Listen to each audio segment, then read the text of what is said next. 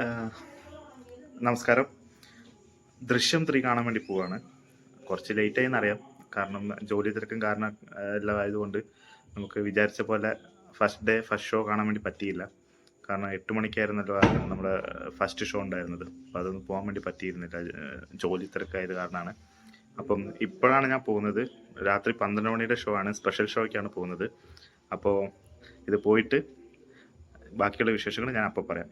Okay. ഇവിടെ നല്ല മഴയുണ്ടായിരുന്നു. അപ്പോൾ ഇറങ്ങുമ്പോൾ മഴ ഉണ്ടാവുമോ എന്നുള്ളത് അറിയില്ല. അതുകൊണ്ട് ഞാൻ കുറച്ച് നേരത്തെ പോവാണ് തിയേറ്ററിലേക്ക്. കോഴിക്കോട് കൈരളി തിയേറ്ററിൽ നിന്നാണ് കാണുന്നത്. 12 മണീൻ്റെ സ്പെഷ്യൽ ഷോ. ഓക്കെ.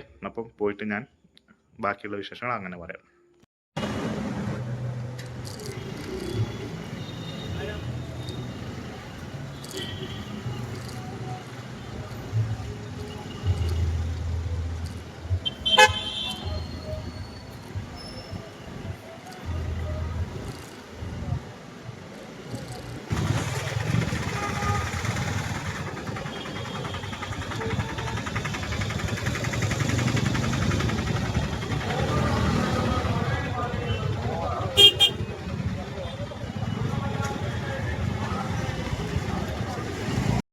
രാത്രി 11 മണിക്കാണ് ഞാനിപ്പോൾ തിയേറ്ററിലെത്തിയിരിക്കുന്നത്. വൻ തിരക്കാണ്. ഹൗസ്ഫുള്ളാണ്. സ്പെഷ്യൽ ഷോ ആണ് ഞാൻ പറഞ്ഞിട്ടുണ്ടായിരുന്നല്ലോ. ഞാനിപ്പോൾ 2 ദിവസം മുന്നേ ബുക്ക് ചെയ്തിട്ടാണ്. പക്ഷേ ടിക്കറ്റ് കിട്ടാണ്ടായിരുന്നില്ല. അപ്പോൾ അതുകൊണ്ട് കൂടിയാണ് ഞാൻ 12 മണിക്ക് സ്പെഷ്യൽ ഷോ ഓപ്പൺ ആയപ്പോൾ ബുക്ക് ചെയ്തിട്ടാണ്. നിങ്ങൾക്ക് കണ്ടാലറിയാം, ഞാൻ കാണിച്ചു തരാം. ഫുൾ തിരക്കാണ്. ഒക്കെ വന്നിരിക്കുന്ന ആൾക്കാരുടെ വണ്ടി പാർക്കിംഗ്. ഇവിടെ വണ്ടി പാർക്ക് ചെയ്യാൻ പോലും സ്ഥലം ഉണ്ടായിരുന്നില്ല. ഞാൻ അപ്പുറത്തെ ബിൽഡിങ്ങിൻ്റെ അടുത്ത് പോയിട്ട് നിർത്തിയിട്ടാണ്. നിങ്ങൾ കണ്ടിട്ടുണ്ടോ നേരത്തെ?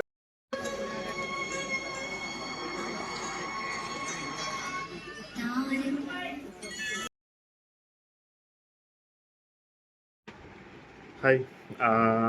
ദൃശ്യം കണ്ടു വന്നു. 12 മണിക്കായിരുന്നു ഷോ. അത് കഴിഞ്ഞപ്പോഴത്തേക്കും 3 മണിയായി. പുലർച്ചെ 3 മണി. അപ്പോൾ അതുകൊണ്ട് പിറ്റേ ദിവസം ഉറങ്ങിപ്പോയി. അതുകൊണ്ട് അന്നത്തെ എടുക്കാൻ പറ്റിയില്ല. അപ്പോൾ ഞാൻ കണ്ടത് 24-ാം തീയതി രാത്രിയായിരുന്നു. 24 22-ാം തീയതി രാത്രി, വെള്ളിയാഴ്ച രാത്രി. അപ്പം ഹൗസ്ഫുള്ളായിരുന്നു. നിങ്ങൾ വീഡിയോൻ്റെ അകത്ത് കാണാൻ പറ്റും. സ്പെഷ്യൽ ഷോയ്ക്കാണ് പോയത്. 12 മണിക്കുണ്ടായിരുന്നു. പടത്തിനെ പറ്റി പറയുകയാണെങ്കിൽ നമ്മൾ എക്സ്പെക്റ്റ് ചെയ്ത അത്രയ്ക്കില്ല. എനിക്കൊരു ആവറേജ് അനുഭവം ഉണ്ടായത്. എൻ്റെ പേഴ്സണൽ ഒപ്പീനിയനാണ്. എനിക്ക് പേഴ്സണലി ഒരു ആവറേജ് ആയിട്ടാണ് തോന്നിയിട്ടുള്ളത്. കാരണം പറയാൻ കാരണം എന്താ വെച്ചിട്ടുണ്ടെങ്കിൽ, ദൃശ്യം 1 തിയേറ്ററിൽ ഫസ്റ്റ് ഷോ പോയി കണ്ട ചുരുക്കം ആളുകളിൽ ഒന്നാണ് ഞാൻ. ചുരുക്കം എന്ന് പറയാൻ കാരണം ആ പടത്തിന് അത്ര വലിയ ഹൈപ്പ് ഉണ്ടായിരുന്നില്ല. നിങ്ങൾക്ക് അറിയുമെന്നറിയില്ല, ആ പടം റിലീസാവുന്ന സമയത്ത് അത്ര ഹൈപ്പ് ഉണ്ടായിരുന്നില്ല. ഫാൻസ് മാത്രമേ ഉണ്ടായിരുന്നുള്ളൂ, കുറച്ച് പേരെ ഉണ്ടായിരുന്നുള്ളൂ. എല്ലാ ഷോ ഒന്നും ഹൗസ്ഫുള്ളൊന്നും ആയിരുന്നില്ല. ഫസ്റ്റ് ഷോ ആണ് ഞാൻ പറയുന്നത്. എല്ലായിടത്തും ഹൗസ്ഫുള്ളൊന്നും ആയിരുന്നില്ല. പക്ഷെ ഒരു ലാലേട്ടൻ്റെ പടത്തിന് വരുന്നൊരു തിരക്കുണ്ടായിരുന്നു. അങ്ങനെ ഭയങ്കരമായൊരു തിരക്കുള്ളൊരു റിലീസൊന്നും ആയിരുന്നില്ല അപ്പം. പക്ഷേ കോഴിക്കോട് രാധാ തിയേറ്ററിലാണ് ഞാൻ കണ്ടിട്ടുണ്ടായിരുന്നത് ദൃശ്യം 1. അന്ന് എൻ്റെ കൂടെ തിയേറ്ററിൽ നമ്മുടെ നീരജ് മാധവ് ഉണ്ടായിരുന്നു. പുള്ളി അതിൻ്റെ അകത്തൊരു വലിയ ക്യാരക്ടർ ചെയ്തിട്ടുണ്ടായിരുന്നു. ആ പടം ഞങ്ങൾക്ക് തന്നൊരു ഇമ്പാക്റ്റ് പറയുന്നത്, കാരണം ഒട്ടും പ്രതീക്ഷിക്കാതെ പോയിട്ട് ഒരു ഫാമിലി സ്റ്റോറി കാണാൻ പോയിട്ട് അതൊരു ത്രില്ലറായി മാറി. അതൊരു ഗംഭീര അനുഭവമായിരുന്നു. ദൃശ്യം 1 എന്ന് പറയുന്നത് അത് നമുക്ക് പിന്നെ ചരിത്രമുണ്ട്. അത് നമ്മുടെ ഒരു 50 കോടിയ ഒരു 60 കോടിയൊക്കെ നോടി അതൊരു വലിയൊരു ചരിത്രമായി. അത് ഞാൻ പറയാതെ തന്നെ എല്ലാവർക്കും അറിയാവുന്ന കാര്യമാണ്. അപ്പം അങ്ങനെ ഒരു തിയേറ്റർ എക്സ്പീരിയൻസ് കിട്ടിയിട്ടുള്ള ഒരാളാണ് ഞാൻ ദൃശ്യത്തിൻ്റെ അകത്ത് നിന്ന്. അന്ന് നമ്മൾ ആ ഷോ കഴിഞ്ഞപ്പോൾ തന്നെ നീരജ് മാധവനെ എടുത്ത് തലയിലൊക്കെ വെച്ച് കൊണ്ടുപോവുക ചെയ്തിട്ടുണ്ടായിരുന്നു. അതൊരു വലിയൊരു അനുഭവമായിരുന്നു അത്. അപ്പോൾ അതേപോലത്തെ ഒരു എക്സ്പെക്റ്റേഷൻ നമുക്ക് രണ്ടാം ഭാഗം ഇറങ്ങിയപ്പോൾ അത് OTT-ലായതുകൊണ്ട് നമുക്കത് അത്ര അങ്ങോട്ട് എന്താ പറയുക, തിയേറ്റർ എക്സ്പീരിയൻസ് ഇല്ലെങ്കിലും അതും ക്ലൈമാക്സ് ഒക്കെ അടിപൊളിയായിരുന്നു. അതും നമുക്കൊരു എബോവ് ആവറേജ് ഫീൽ തന്നെയാണ് കിട്ടിയത്. ദൃശ്യം 2 ഒരിക്കലും എന്താ പറയുക, മോശമായിരുന്നില്ല. ആ 2 പടത്തിനെ വെച്ച് നോക്കുമ്പം കമ്പാരേറ്റീവ്ലി ഈ ഒരു പടം അത്ര ഒരു ആ ഒരു ലെവലിലേക്ക് എത്തിയില്ല. എനിക്കൊരു ആവറേജ് ആണ് തോന്നിയത്. മോശം പടമാണെന്നല്ല, എന്നാലും ആ ഒരു ലെവലിലേക്ക് നമുക്ക് എത്തിയിട്ടുണ്ടായിരുന്നില്ല. അതുകൊണ്ട് ഞാൻ അത്ര ഒരു തൃപ്തനല്ല. ഇതാണ് എൻ്റെ ദൃശ്യം 3യുടെ ഒരു റിവ്യൂ. എന്നാലും എനിക്ക് പണ്ട് മുതലേ ഒരു ആഗ്രഹം ഉണ്ടായിരുന്നു. അതായത് ചില സിനിമകളൊക്കെ കാണുമ്പം, ചില സിനിമകളൊക്കെ വളരെ സന്തോഷമായിട്ട് എൻഡാവുന്ന സമയത്ത് അതൊരു എപ്പോഴും അങ്ങനെ ആയിരുന്നല്ലോ പണ്ടത്തെ സിനിമകളൊക്കെ. ഇനി അങ്ങോട്ട് അവരെങ്ങനെയായിരിക്കും ജീവിക്കുക, അങ്ങനൊരു ക്യൂരിയോസിറ്റി ഉണ്ടായിരുന്നു. എസ്പെഷ്യലി നമ്മുടെ നരസിംഹമൊക്കെ കണ്ട സമയത്ത് അതിൻ്റെ ഒരു എൻഡിങ് നമുക്ക് കണ്ടിട്ടുണ്ടല്ലോ. അനുരാധനെ വീട്ടിൽ നിന്ന് ഇറക്കി വിട്ടതിന് ശേഷം വീട്ടിൽ നിന്ന് ഇറക്കി വിടുക ചെയ്തത്. അങ്ങനെ നമ്മുടെ ഇന്ദുചൂടൻ കെട്ടുന്നു, വീട്ടിലോട്ട് കൊണ്ടുവന്നു. അതിനുശേഷം പിന്നീട് ആ ഫാമിലിയായിട്ട് അവർ ഒന്നാവും, പിന്നീട് അല്ലെങ്കിൽ അവരെങ്ങനെയൊക്കെയാ അവർ ജീവിക്കാം, അങ്ങനെയൊക്കെ ഒരു ക്യൂരിയോസിറ്റി ഉണ്ടാവല്ലോ. ആ ഒരു ക്യൂരിയോസിറ്റിയാണ് എനിക്ക് ജോർജ് കുട്ടി ഈ മൂന്നാം ഭാഗം വരുന്നതെന്ന് പറഞ്ഞപ്പം ഉണ്ടായിരുന്നത്. കാരണം ഓൾറെഡി നമുക്കറിയാം ഫസ്റ്റിൻ്റെ അകത്ത് അവർ രക്ഷപ്പെട്ടു, സെക്കൻഡിൻ്റെ അകത്ത് അവർ ഏറെക്കുറെ ഒരുപാട് പ്രശ്നങ്ങളൊക്കെ ഉണ്ടായി, അതൊക്കെ സംഭവിച്ചു.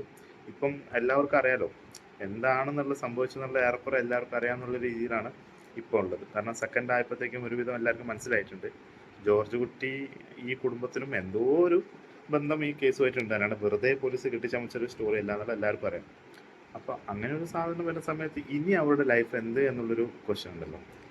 അത് ഏറെക്കുറെ നമുക്ക് എന്നെ ഏറ്റവും കൂടുതൽ എന്താ പറയുക, എനിക്ക് ആകാംക്ഷ ഉണ്ടായിരുന്ന സംഭവം, ക്യൂരിയോസിറ്റി ഉണ്ടായിരുന്ന സംഭവം ഇതായിരുന്നു.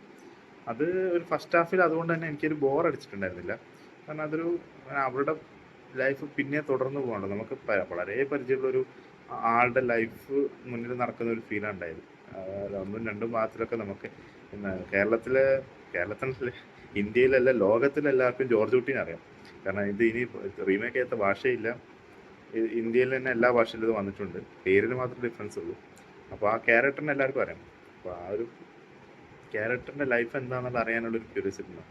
അത് തന്നെയാണ് ഈ പടത്തിന് ഇപ്പോൾ കിട്ടിക്കൊണ്ടിരിക്കുന്ന ഹൈപ്പ് എന്നാണ് വിചാരിക്കുന്നത്. കാരണം ഒരുവിധം മലയാളികൾക്കൊക്കെ ഈ ഒരു ക്യാരക്ടറിനെ അറിയാം, അവരുടെ ലൈഫും അറിയാം. അവരുടെ ലൈഫിൽ ഇനി എന്ത് സംഭവിച്ചു എന്നുള്ളൊരു ക്യൂരിയോസിറ്റി മാത്രമാണ്. കാരണം അതാണ് ഇവിടെ വർക്കൗട്ട് എന്നാണ് എനിക്ക് വിശ്വസിക്കുന്നത്. ആ ഒരു രീതിയിൽ നോക്കുകയാണെങ്കിൽ ദൃശ്യം 3 ഒരു നല്ല അനുഭവം തന്നെയാണ്.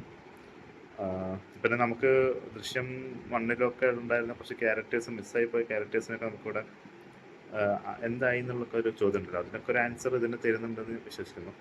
ബാക്കി നിങ്ങൾ തിയേറ്ററിൽ തന്നെ കണ്ടറിയൂ. അങ്ങനെ ഒരുപാട് കാര്യങ്ങളൊന്നും സ്പോയിലർ ചെയ്യുന്നില്ല. തിയേറ്റർ കണ്ടോളൂ, വൺ ടൈം വാച്ചബിളൊക്കെ തന്നെയാണ്, നമുക്ക് കാണാൻ പറ്റുന്ന പടമൊക്കെ തന്നെയാണ്. മോശം എന്നൊന്നും പടമൊന്നുമല്ല. പക്ഷെ ഞാനെന്ന പ്രേക്ഷകനെ തൃപ്തിപ്പെടുത്തിയില്ല എന്ന് മാത്രം.